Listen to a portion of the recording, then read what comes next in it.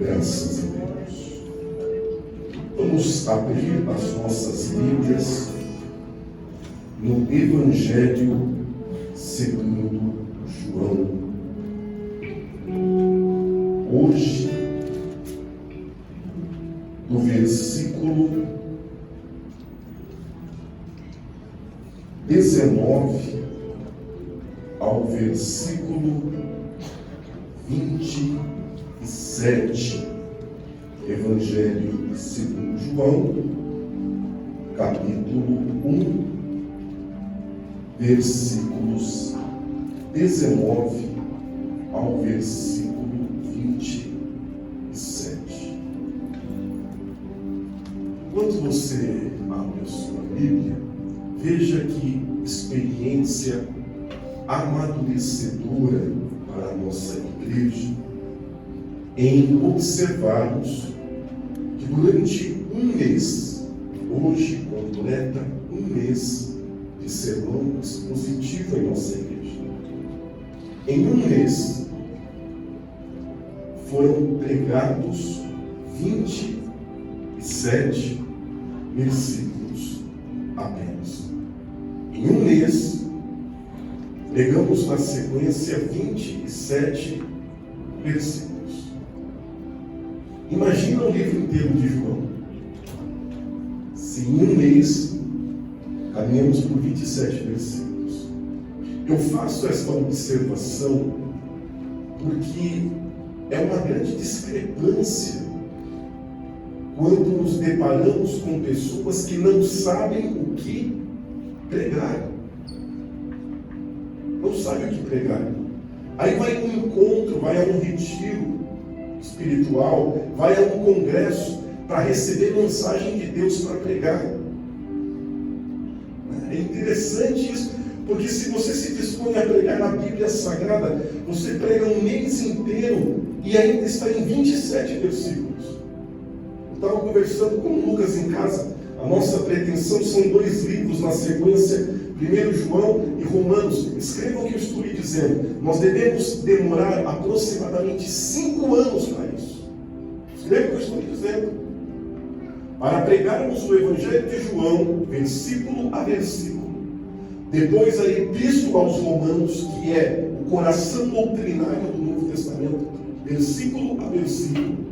Você pode contar, nós deveríamos passar um período de 5 anos para cobrir todos esses textos, versículo a versículo.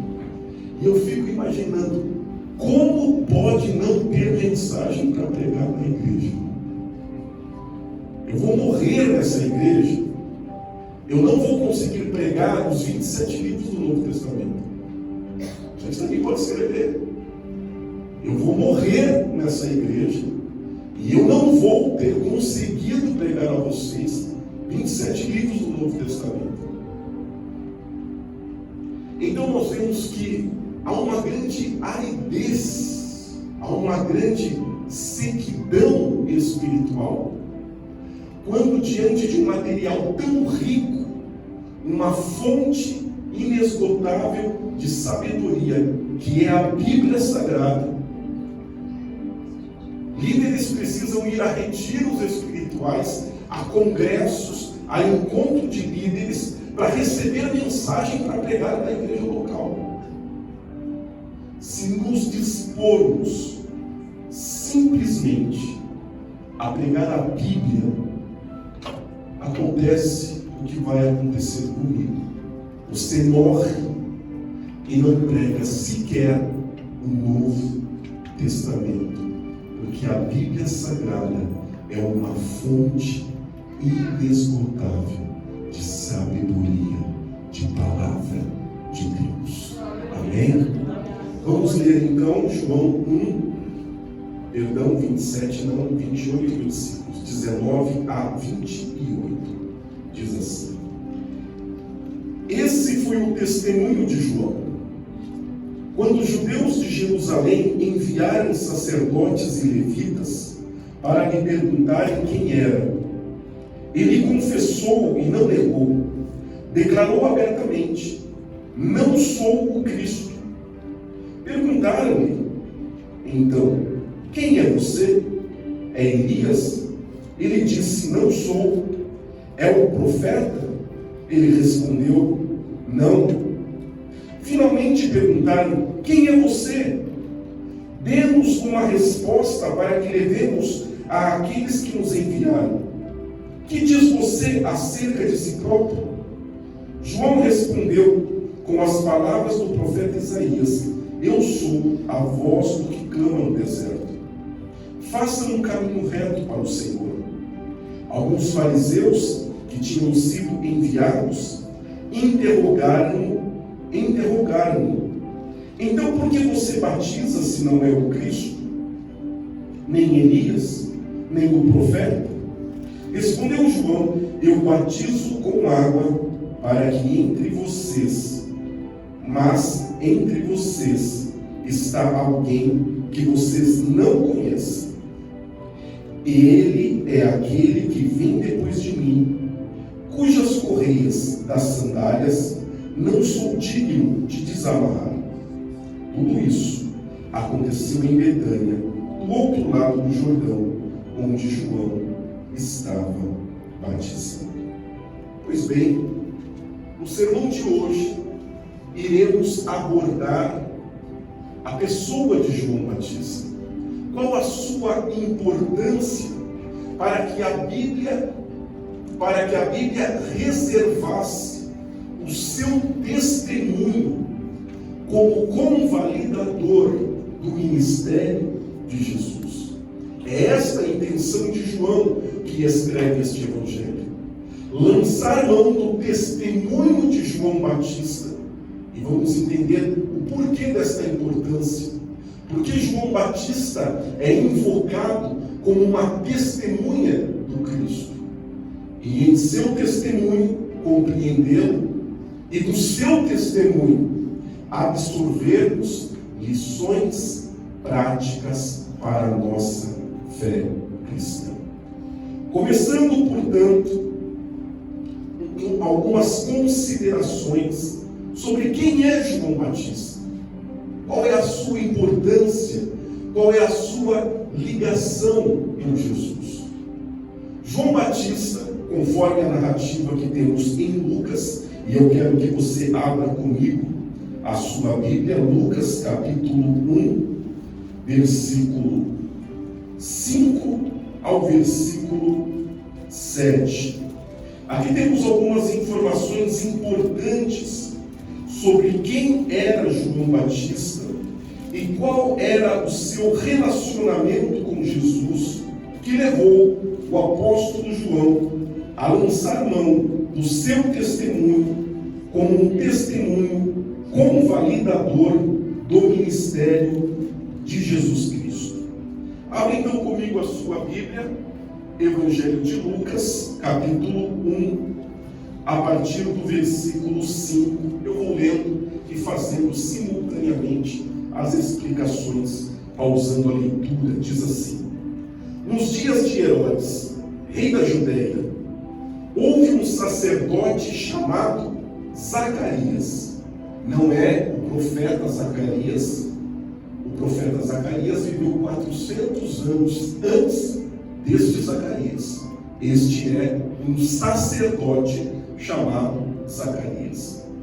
Do turno de Abias, e aqui é um ponto importante, porque Abias está na descendência direta de Arão, irmão de Moisés. Permita-me te lembrar, quando a lei foi dada a Moisés, Deus ordenou que em Arão, seu irmão, fosse levantada a linhagem dos sacerdotes.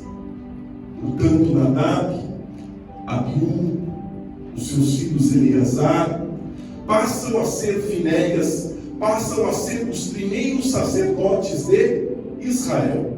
Abias está na descendência direta de Arão, o que torna este Zacarias não apenas um sacerdote, mas um sacerdote que descende diretamente de Arão, irmão de Moisés, portanto, uma pura linhagem sacerdotal. Por isso que Lucas observa de que ele é Zacarias do turno de Abias. Ele quer dizer, Zacarias era um sacerdote genuíno, descendente direto de Arão, irmão de Moisés. Sua mulher era também das filhas de Arão e se chamava Isabel. Evidentemente, isso naquele tempo era uma imensa importância. Ter um pai descendente de Arão, ter uma mãe descendente de Arão, ambos, no caso de Zacarias, ser um sacerdote, nascer desta família, era evidentemente nascer com uma grandíssima importância religiosa. Ambos eram justos diante de Deus, vivendo irrepreensivelmente em todos os preceitos e mandamentos do Senhor. E não tinham filhos, porque Isabel era estéril, sendo eles avançados em dias. Lucas começa a nos trazer não só a importância de João, mas da família de João, que eram tementes a Deus, irrepreensíveis, servindo ao Senhor, descendentes diretos de Arão, irmão de Moisés. E é em meio a este contexto e na esterilidade de Isabel que Deus realizará um grande milagre. Prosseguindo diz: ora, aconteceu que, exercendo ele diante de Deus, o sacerdote na ordem do seu turno, coube-lhe por sorte, segundo o costume sacerdotal, entrar no santuário do Senhor para queimar o incenso. E durante esse tempo, toda a multidão do povo permanecia da parte de fora, orando. E eis que lhe apareceu um anjo do Senhor, em pé, à direita do altar do incenso.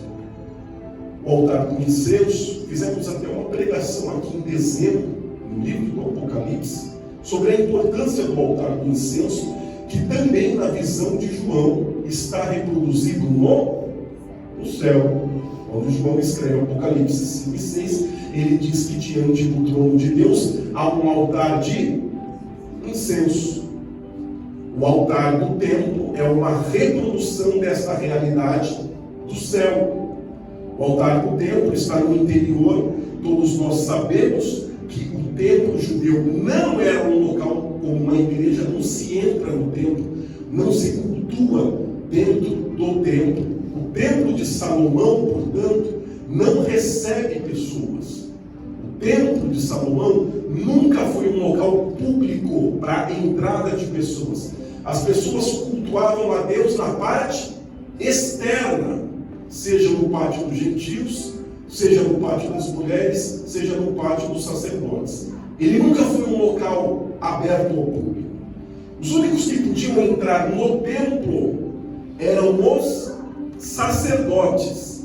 E mesmo assim, dentre os sacerdotes, não eram todos que podiam entrar no templo. Somente aqueles que receberam o ofício da ministração interna do templo. Então, me permita uma correção bíblica para você.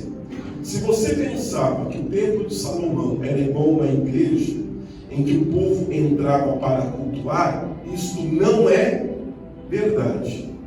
O templo de Salomão era um local fechado, restrito à entrada de alguns sacerdotes que trabalhavam nos ofícios internos do templo. O povo cultuava a Deus olhando para o templo, não entrando no templo. Eles olhavam.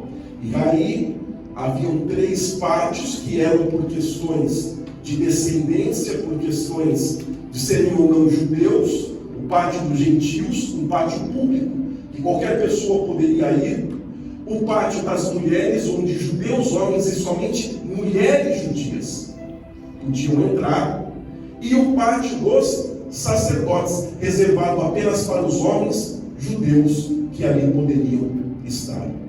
Zacarias, então, ocupa um cargo importante dentro do sacerdócio, porque ele é dos sacerdotes que ministram dentro do templo.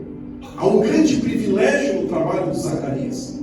Ele não só é um sacerdote, mas ele tem o direito de oficiar dentro do templo, o que era bastante restrito a alguns poucos sacerdotes. E é lá dentro do templo que a sua Bíblia dirá que em pé, junto a este altar de incenso, estava quem? Um anjo do Senhor. Eu não vou ler para você até o versículo 19, eu vou encerrar no 17, por isso eu já vou adiantar. No 19 aí está escrito que o anjo que estava ali, quem era? Era o anjo Gabriel, o mesmo anjo que falou com Maria, mãe de Jesus. Então era Gabriel que estava junto ao altar de incenso e que passou a falar assim: vendo-o Zacarias, turbou-se e apoderou-se dele o temor. Disse-lhe, porém, o anjo: Zacarias, não temas, porque a tua oração foi ouvida, e Isabel, tua mulher, te dará à luz um filho, a quem darão o nome de João. Em ti haverá prazer e alegria, e muitos se regozijarão com o seu nascimento, pois ele será, veja o que Gabriel fala de João Batista, pois ele será grande diante do Senhor, não beberá vinho, nem bebida forte, e será cheio do Espírito Santo, já do ventre materno. Gabriel está dizendo, ele será um nazireu separado. Por isso a menção da bebida. Ele não só será um nazireu, ele será grande diante do Senhor, e ele será cheio do Espírito Santo desde o ventre da sua mãe. E converterá muitos dos filhos de Israel ao Senhor seu Deus, e irá adiante do Senhor no espírito e poder de quem? De Elias. Nós já vamos entender por que Gabriel está dizendo que ele vai no espírito e no poder de Elias, para converter o coração dos pais aos filhos, converter os desobedientes à prudência dos justos e habilitar para o Senhor um povo preparado. Abra comigo a sua Bíblia em Malaquias capítulo 4 e versículo 6. Por que eu estou te pedindo para abrir a Bíblia em Malaquias 4 e 6? Porque a palavra do anjo Gabriel, em que diz que ele converterá o coração do povo, em que ele virá no espírito, na virtude de Elias, Gabriel está citando uma profecia de Malaquias. Então é importante que você leia Malaquias para entender por que Gabriel lançou mão, falou de um texto de Malaquias para descrever a vida de João Batista. Então vai memorizando. Gabriel disse, ele será grande, ele será separado, um nazireu de Deus, ele será cheio do Espírito Santo desde o ventre da mãe, e ele será o cumprimento da profecia de Malaquias. Ele é o cumprimento, a personificação de uma profecia da Sagrada Escritura. Que profecia? Em Malaquias capítulo 4, versículos 5 e 6 diz: eis que eu vos enviarei o profeta Elias, antes que venha venha o grande e terrível dia do Senhor. Antes que o mundo acabe, antes que o juízo de Deus venha, diz Malaquias, cheio do Espírito, eu enviarei, diz o Senhor, o profeta Elias. Ele converterá o coração dos pais aos filhos e o coração de filhos aos seus pais, para que eu não venha ferir a terra com maldição. Malaquias está, portanto, profetizando que antes do juízo de Deus sobre a terra, Deus enviará o profeta Elias, para que por intermédio dele, corações sejam convertidos, a palavra de Deus seja pregada. E Gabriel agora está falando isso para Zacarias. Ele está falando: Zacarias, o teu filho é o cumprimento da promessa de Deus. Havia se passado 400 anos. 400 anos se passou de Malaquias até Zacarias, até João. E o anjo está dizendo: por isso será grande o teu filho, por isso ele será um nazireu, por isso ele é cheio do Espírito desde o ventre, porque ele é o cumprimento da promessa do Senhor feita ao profeta Malaquias. Ele é o cumprimento daquele que vem sob a unção, o poder e a graça do profeta Elias, conforme foi prometido para Israel.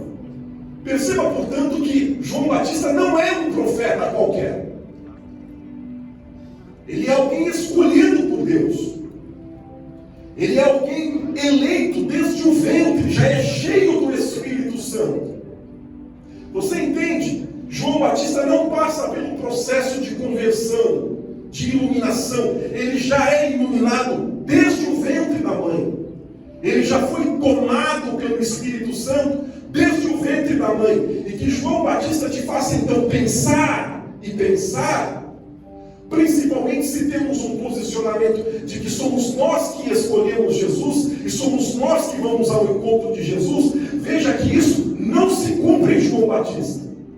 Ele já está cheio do Espírito. Eu lhe pergunto: uma criança dentro da barriga da mãe, que vontade ela tem? Ela aceita o quê? Que escolha ela faz?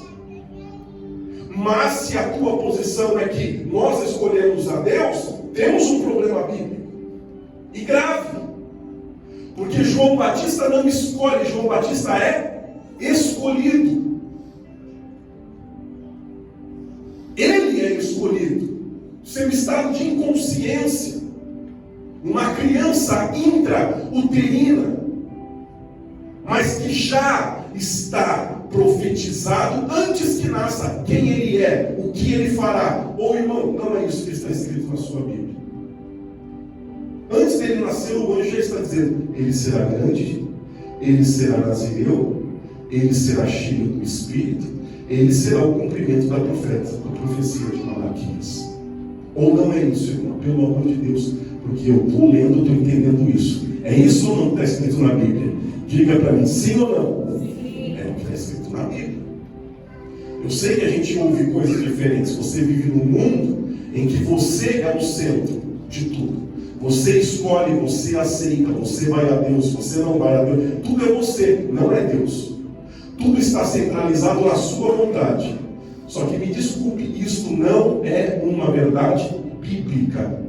Porque caso contrário, eu pediria a você humildemente: me explica então como Deus escolhe uma criança dentro do ventre que não tem nenhuma manifestação de vontade para dizer quem ele é, o que ele vai fazer, o que ele se tornará, independente de qualquer manifestação de consciência ou de vontade de João Batista. É isto que o anjo está fazendo, e fazendo por uma razão. Na Bíblia Sagrada, você e nem eu estamos no controle de nada. Deus está no controle eterno de todas as coisas. Amém? A Bíblia é assim. Deus está sempre no controle. Não é à toa que João, capítulo 15, versículo 16, Jesus diz: vós não me escolhestes, não fostes vós que me escolhestes, mas eu que vos escolhi.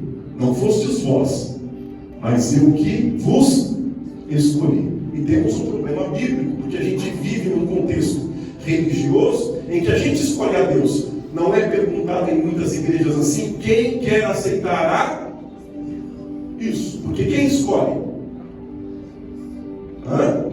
Não, na pergunta que é feita, quem escolhe? Porque se é Deus quem escolhe, eu não preciso perguntar para você. Eu não vou perguntar para você quem quer aceitar Jesus, se é Deus quem escolhe. Eu só pergunto quem quer quando é você que escolhe. Você veja, em João Batista não funciona. E não é só em João Batista, em Paulo não funciona. Paulo não foi para Damasco para procurar Jesus. Paulo foi para Damasco para perseguir os cristãos. É Jesus que derrubou ele da sua cavalgadura. É Jesus que iluminou, chamou e converteu a Paulo. Não é Pedro que foi procurar Jesus. Pedro estava limpando as redes após uma noite fracassada de pesca, trabalhando. É Jesus que vai a Pedro e diz: vinde a mim, e eu farei de vós pescador de homens. Não é Natanael que procurou Jesus. Natanael estava debaixo de uma árvore quando André levou Jesus até Natanael. E André, que também não estava atrás de Jesus, era discípulo de João Batista. André viu o que aconteceu. André viu quando João disse: eis o Cordeiro de Deus que tira o pecado do mundo. É por isso que ele começa a andar com Jesus, porque ele vê o que João Batista diz: ele é o Cordeiro de Deus. É por isso que ele levou a Jesus até Natanael. E Jesus disse para Natanael: te vi eu quando estavas debaixo da figueira. Ele se maravilha e Jesus diz: estás maravilhado porque eu disse que te vi debaixo da figueira? Em verdade vos digo que a partir de hoje verás anjos subindo e descendo sobre a vida do Filho do Homem. É o Cristo no comando. Não são os 12 que escolhem a Jesus, é Jesus que escolhe os 12. É Jesus quem escolhe os 70 que farão o trabalho missionário, e assim por diante. A Bíblia vai se reproduzindo. Não é só João Batista. Estou citando João, mas não é só João Batista. É uma plataforma bíblica. E estou chamando a atenção porque hoje estamos conhecendo João Batista e estamos observando que sobre ele repousa uma maravilhosa revelação de Deus. Antes do seu nascimento, antes do seu estado de consciência, Deus havia eleito, escolhido, enchido ele do Espírito Santo para que ele fizesse aquilo que Deus determinou que fosse feito. E ali estava João. Nós lemos que este João, eu não vou continuar lendo para não estender muito a leitura, a gente precisa voltar. Mas é Isabel que vai mais tarde, se você continuar, depois você continua em casa lendo capítulo 1. Maria recebe a revelação do anjo de que vai ter Jesus. Ela vai à casa de Isabel, sua prima, para contar o que tinha acontecido. E quando ela chega na casa de Isabel, João Batista pula no ventre da mãe, cheio do Espírito, e Isabel é tomada pelo Espírito Santo e começa a glorificar a Deus pela vida de Maria, a bendizer a Deus. O Espírito Santo também toma Maria, e Maria então faz o seu famoso cântico, que está magnificando, magnificar em latim, o canto que magnifica a grandeza da glória de Deus. Crianças que estão aonde? No ventre. No ventre, João e Jesus dentro da barriga da mãe de Isabel e de Maria, movendo, cheio do Espírito Santo. Estou dizendo porque há uma pequena mensagem, no final você vai entender. João era muito importante para Deus. Amém? Ele já reage cheio do Espírito com Jesus, dentro da barriga da mãe. João tem uma grande importância para a revelação de Deus. Vamos voltar então a João, uma vez que já entendemos um pouco. Ele é primo de Jesus, filho de Isabel, filho de Zacarias, escolhido por Deus, cumprimento da profecia de Malaquias. Já entendemos a importância de João. Vamos voltar a ler então o versículo 19 do capítulo 1. Esse foi o testemunho de João, quando os judeus de Jerusalém enviaram os sacerdotes e levitas para lhe perguntarem quem ele era. Ele confessou e não negou, declarou abertamente: não sou o Cristo. Perguntaram então: quem é você? É Elias? Entendeu agora por que eles estão perguntando se ele é Elias? Estão dizendo: você é o cumprimento da profecia de Malaquias? É você? É você que Malaquias disse que Deus enviaria para converter o coração de pais e filhos? É você? O que ele responde? Não sou. É o profeta, e nós vamos ler daqui a pouquinho o texto de Deuteronômio. É o profeta que Moisés diz que Deus levantaria um profeta semelhante a ele, e este profeta eles iriam ouvir. Então a pergunta dos sacerdotes e dos levitas é muito específica. Você é o cumprimento da profecia de Moisés em Deuteronômio? Você é o cumprimento da profecia de Malaquias? Você é o Cristo? As respostas de João foram quais? Não, não e não. Então eu lhe pergunto: se ele era o cumprimento da profecia de Malaquias, por que ele disse que ele não era?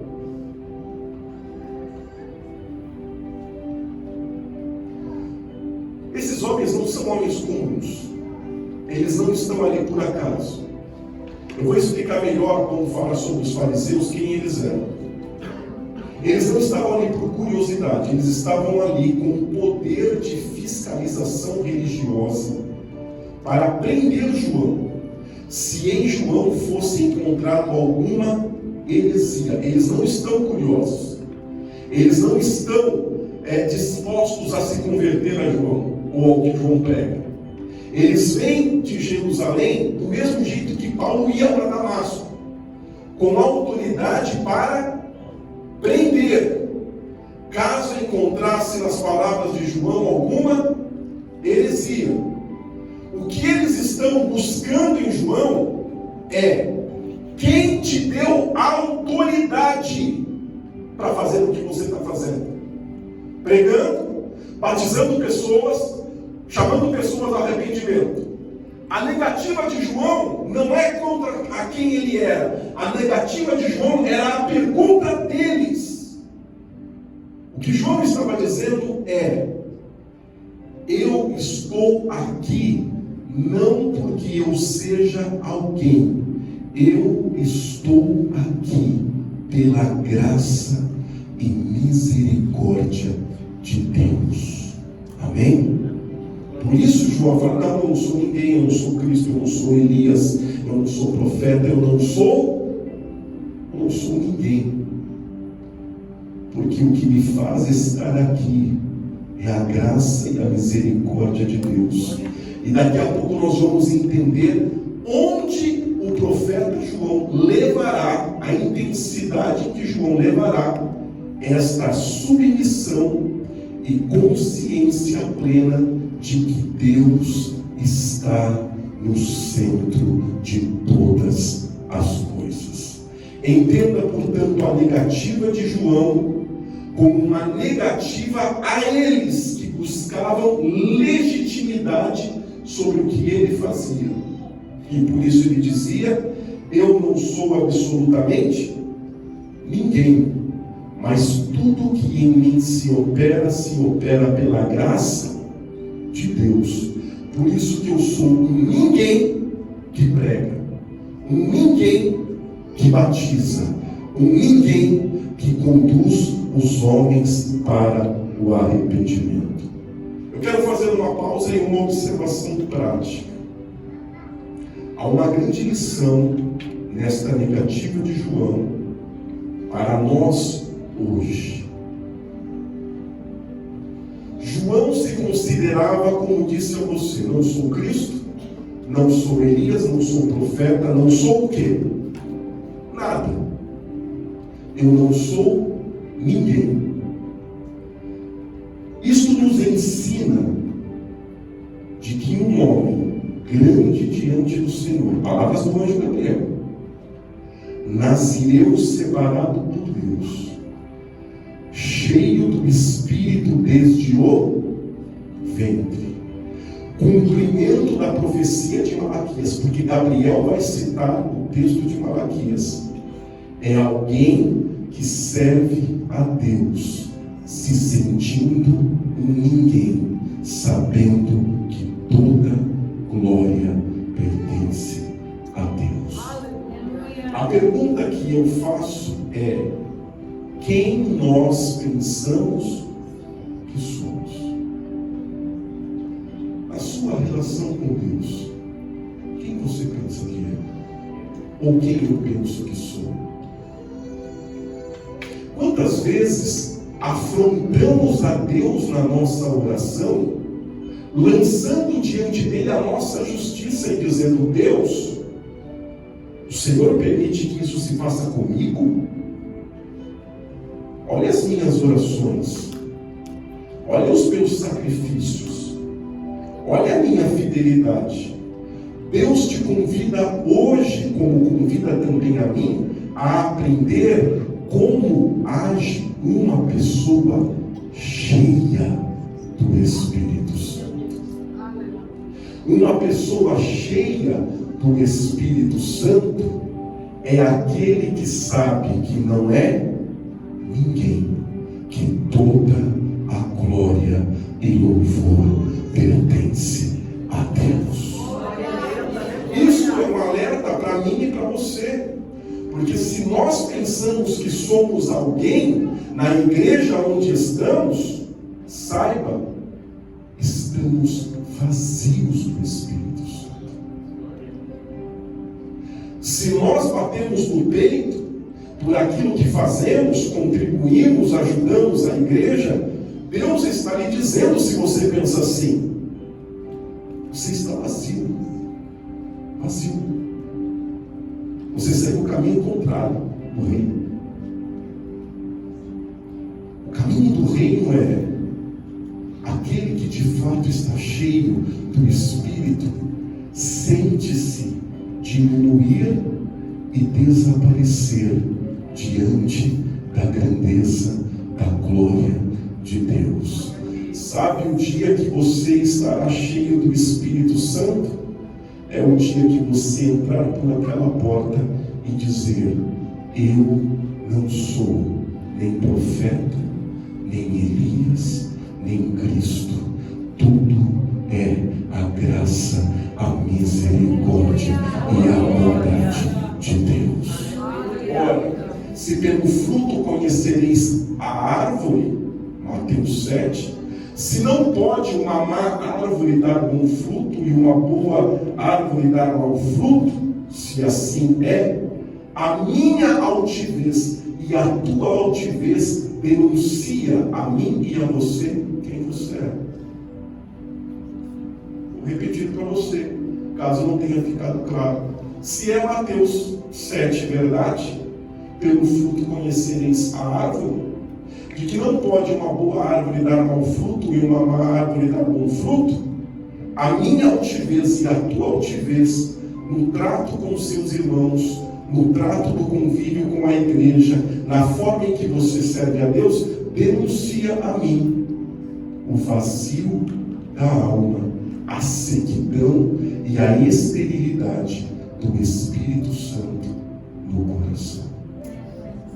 Quanto mais altivo, quanto mais orgulhoso, quanto mais egocêntrico, menos de Deus, menos de Deus, menos de Deus.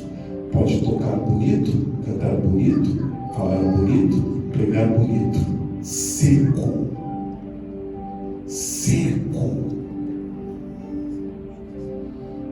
figueira seca.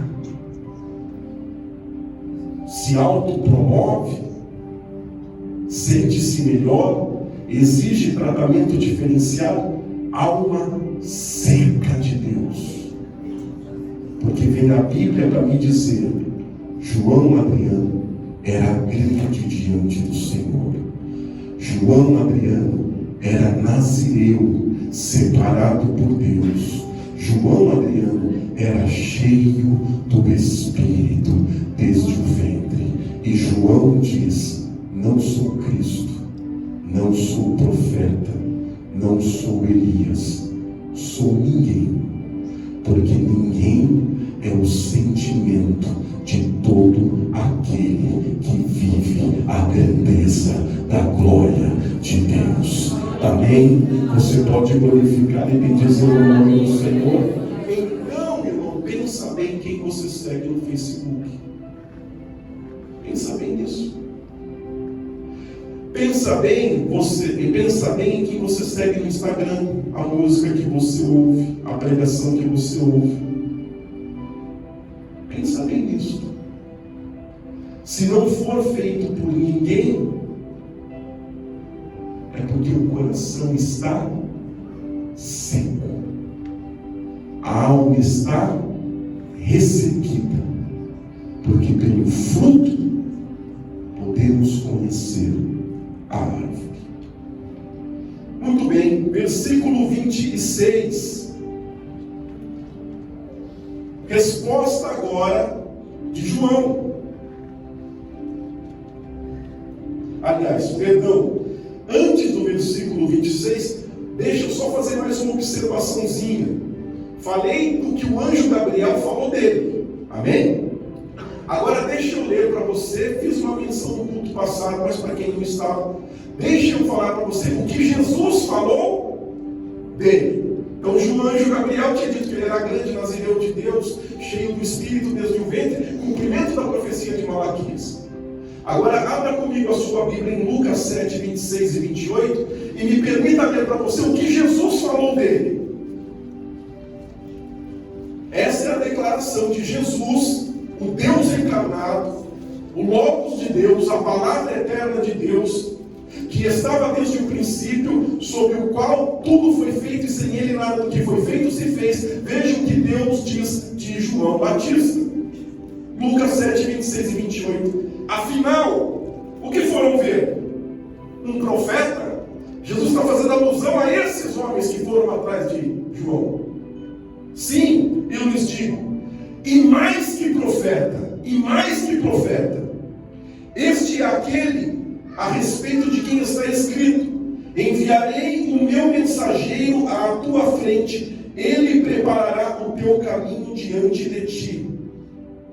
Eu lhes digo que entre os que nasceram de mulher, não há ninguém maior do que João. Você entende a importância disso? Deus falando isso. De todos que nasceram no mundo, não há ninguém maior que João. É o João, ninguém,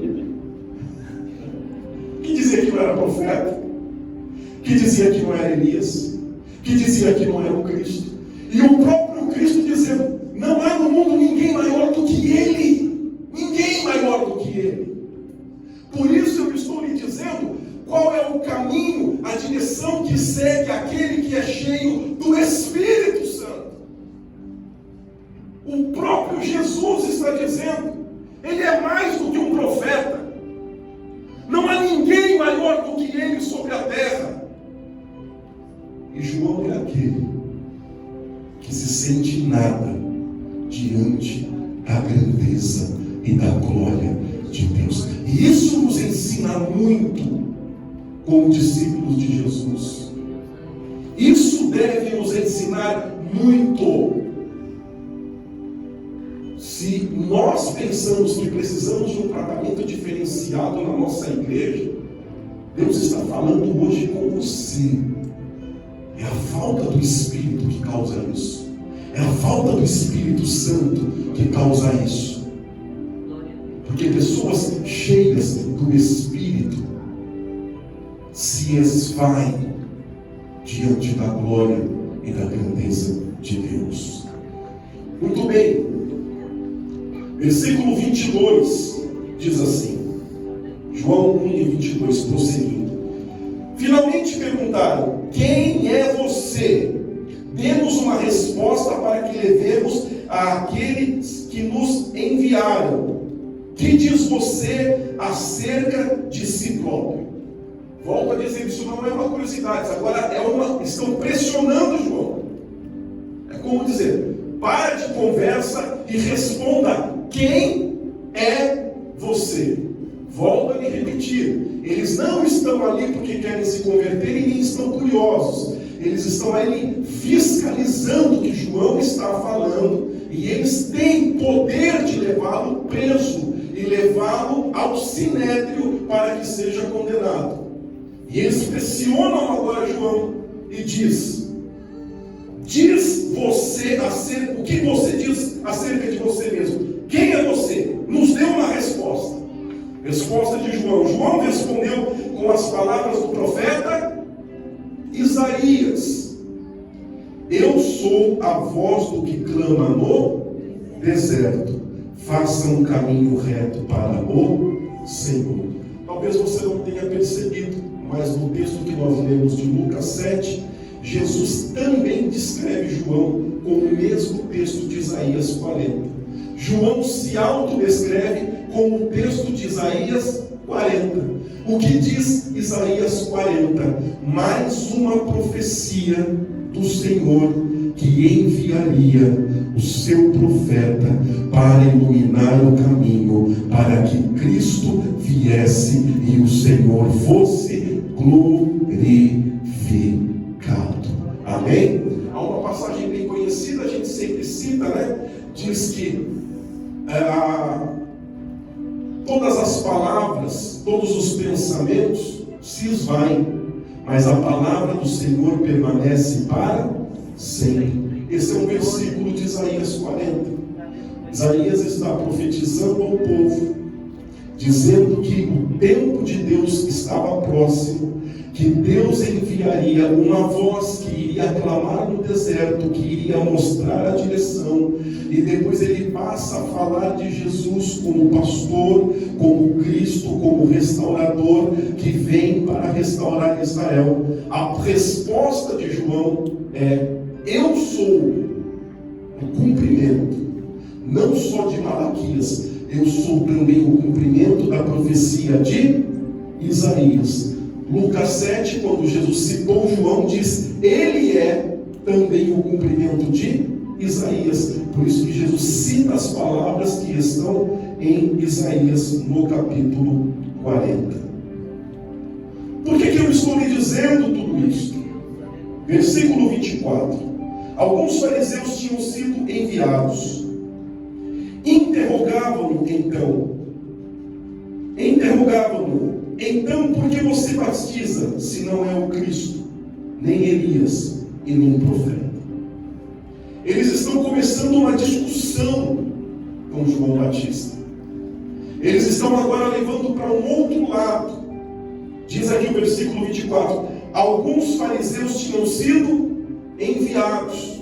Não vou ficar perdendo tempo explicando quem são os fariseus, mas entendam apenas que eles eram a classe religiosa de maior representatividade de poder em Israel. Eles eram maioria nas sinagogas, no templo e no sinédrio. Os fariseus representavam o grupo mais poderoso de Israel. Eles tinham poder, como fizeram com Jesus, de forçar a sua crucificação, a sua condenação. São os fariseus que forçam Roma para que Roma condene a Jesus. Eles eram extremamente poderosos. E eles estão agora começando uma discussão com João, dizendo: olha, se você não é ninguém, então você não tem autoridade para fazer o que você faz. Você não tem autoridade para pregar, para batizar, para levar pessoas ao arrependimento. Você não é Elias, você não é o profeta, você não é o o Cristo. E começa aqui então uma discussão mais intensa. A resposta de João é, versículo 26, eu batizo com água, mas entre vocês está alguém que vocês não conhecem. João está dizendo, o que eu faço é muito pouco perto do que vai vir por aí. Vocês estão preocupados comigo? Eu só estou batizando com água. Existe alguém que vai fazer muito, muito, muito mais, mas vocês não conhecem. Eu faço então alusão ao texto que já pregamos aqui, de João 1:10. Aquele que é a palavra estava no mundo, e o mundo foi feito por intermédio dele, mas o mundo que não o conheceu. É disso que João Batista está falando. Vocês não conhecem a Deus. O mundo não o conheceu. Versículo 28. Ele é aquele que vem depois de mim, cujas correias das sandálias não sou digno de desamarrar.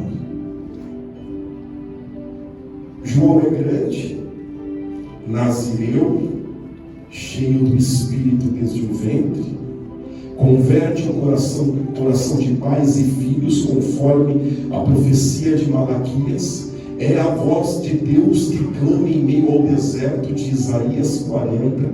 É, dentre os homens, o maior do nascido de mulher, testificado pelo próprio Cristo. E este João diz que ele não é digno de desamarrar as sandálias dos pés de Jesus. A pergunta que eu faço, e você então quem é? E eu então, quem somos? Porque talvez essa semana você estava cheio de razão, falando com Deus, cheio de razão, falando da sua situação, do que você precisa. Gente pergunta para Deus. Aí Deus falou, vou levar ele domingo na igreja, vou bater um papo com ele, explicar algumas coisas. Acho que ele não está entendendo bem como que é essa questão de senhor e servo, né? De Deus e discípulo. Aí Deus te trouxe aqui para bater esse papo com você, que estava cheio de razão por esses dias, questionando acerca do seu trabalho, questionando acerca da sua família, do que você precisa, de uma certa educada reclamação do que Deus não fez, de que não fez isso, ou que poderia ter feito aquilo. Aí Deus te traz aqui para te mostrar, dizer para você, ó, servo é assim, é ser quem ele é, maior dos homens, grande diante de Deus, cheio do Espírito, e que acha que não é digno de desamarrar a minha sandália. E então Deus hoje pergunta a mim e pergunta também você. E você, filho, quem é na hora do dia? Quem você é? Quem você é? Quem eu sou? Porque se João não é digno de desamarrar a sandália, você vai fazer o que então? O que você vai fazer? Porque você acha que você é digno de cantar para Deus, não é? De tocar, de pregar. Isso é tão importante para o reino. Mas eu aprendo lendo. E eu imagino, se Anjo Gabriel não foi falar nada para minha mãe e para meu pai, passou nem perto de casa. Anjo Gabriel falar que eu ia ser grande, mas nunca falou. Nunca. Minha mãe ser tomada pelo Espírito Santo porque eu estava na barriga, nunca. Jamais. Nunca aconteceu isso. Um profeta falar de mim 400 anos atrás, igual Malaquias, nunca.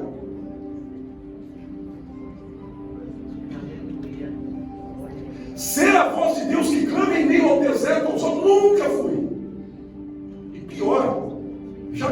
Jesus falou que dentre os nascidos de mulher, eu sou o maior de todos os homens.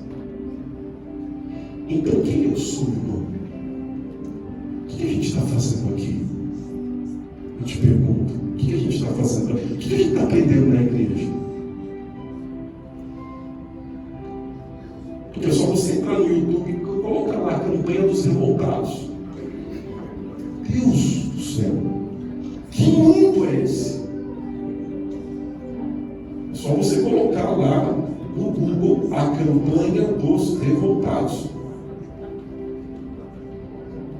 É isso que a gente vê de evangelho.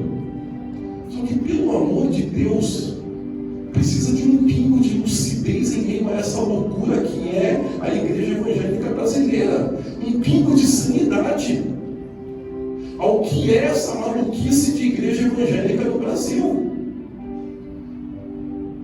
que te ensina a não aceitar, a se revoltar, a exigir de Deus uma providência, porque se Deus disse na palavra, Deus está obrigado. E aí Deus me encontra, porque antes de pregar para você, eu li e orei, Deus me encontrou no meu quarto para dizer, você não serve nem para desamarrar a sandália do meu pé. Nem para desamarrar a sandália.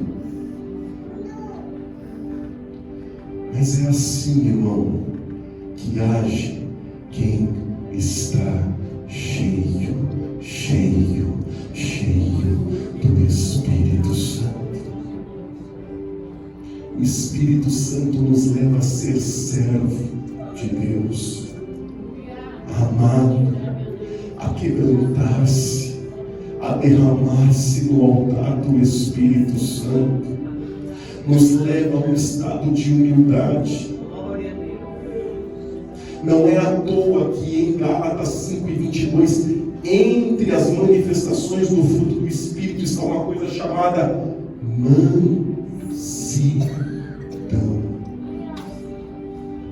Quanto crente bravo na igreja, irmão.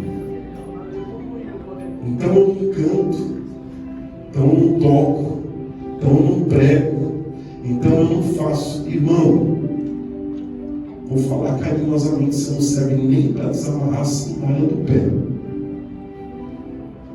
Da onde vem essa altivez? Da onde vem esse orgulho? De um coração seco sem o Espírito Santo, é daí que vem. De onde vem esse egocentrismo inflado? De alguém que não tem uma gota de Espírito Santo na terra do coração. Porque estar cheio do Espírito é caminhar, diz a Bíblia, Gálatas 5:22, é caminhar em mansidão, em docilidade, servir e ter prazer em ser servo e serva de Deus. Então eu digo para você que é membro da minha igreja, quando eu olho para qualquer membro sem mansidão, inflado, o que eu vejo pela Bíblia é um coração seco do Espírito Santo. Já estou te avisando, você faz para mim, isso que eu vou pensar de você. Já estou te avisando antes. Aqui você faz o que você quiser. Mas se você for essa pessoa que reage assim, é o que eu penso, porque é o que a Bíblia me leva a pensar. Não tem um pingo do Espírito Santo, não tem nada. E aí eu, como pastor, vou pensar, realmente é melhor que você não faça, porque você não tem o Espírito Santo. Você está cantando seco. Você está pregando seco, terra seca, tocando seco, está evangelizando seco. Você ainda não está pronto para isso, ainda precisa nascer de novo.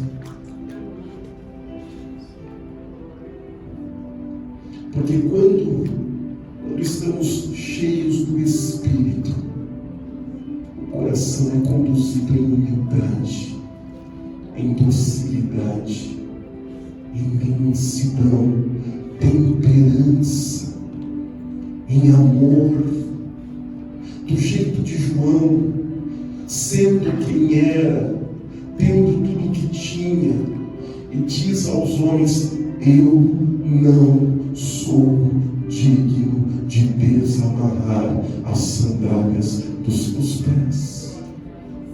Um homem a quem Jesus escolheu para que batizar. Você entende por que Jesus escolheu ele para batizá-lo? Porque ele estava cheio do Espírito Santo. Ele era homem de Deus, cheio da graça do Senhor. Por isso Jesus foi a ele. E quando ele vê Jesus vindo a ele, ele diz: Senhor, tu vens a mim para ser batizado. Sou eu que preciso ser batizado por ti. E Jesus disse: deixa para que se cumpra a justiça, a vontade de Deus. Sim, João tinha diante dos olhos de Deus a autoridade para batizar o próprio Deus encarnado nas águas do Jordão, porque era um homem cheio do Espírito, de mansidão, de docilidade, de amor, de misericórdia, de compaixão. E você vai dizer: mas pastor, como ele é um homem manso, se ele disse: raça de víboras, quem vos ensinou a fugir da ira futura? A indignação dele é contra a injustiça, a impiedade, o pecado, a mentira. Uma indignação que não existe no coração de gente nervosa. Porque é nervoso para responder para o irmão, é nervoso para destratar a irmã, mas continua vendo o que não presta, ouvindo o que não presta, curtindo o que não presta, e não há nenhum tipo de indignação contra o pecado do seu coração. São coisas diferentes. João era contundente.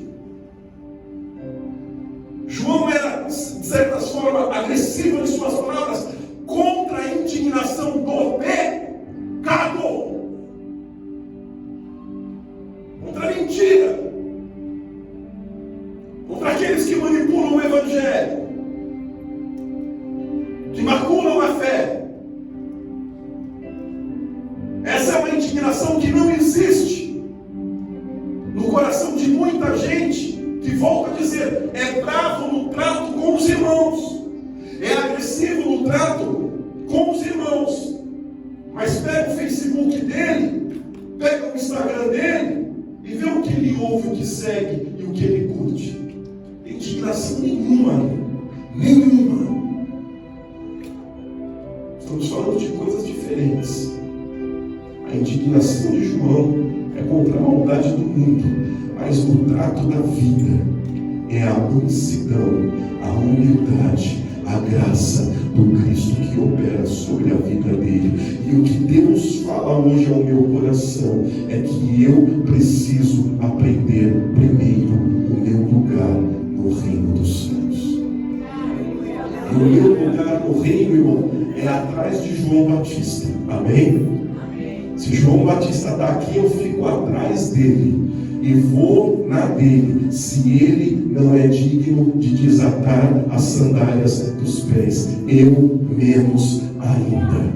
E é isto que Deus vai me conduzir, para me retirar do meu palco, do meu trono, para me retirar do meu egoísmo e me levar aos pés da cruz de Cristo, como servo e serva de Deus. E Deus tem uma palavra para mim e para você nesta manhã. Primeiro, encontremos o nosso lugar diante da glória e da majestade de Deus. E o nosso lugar é atrás de João, aprendendo com João, vivendo com João e sabendo que se João não era digno, nada seríamos se não fosse a graça do Espírito Santo nesta manhã. E aprendendo então no nosso lugar, receberemos a bênção, a misericórdia, a graça e a benevolência do Senhor. Amém? Você pode glorificar a Deus por isso. Você pode adorar a Deus nesta manhã.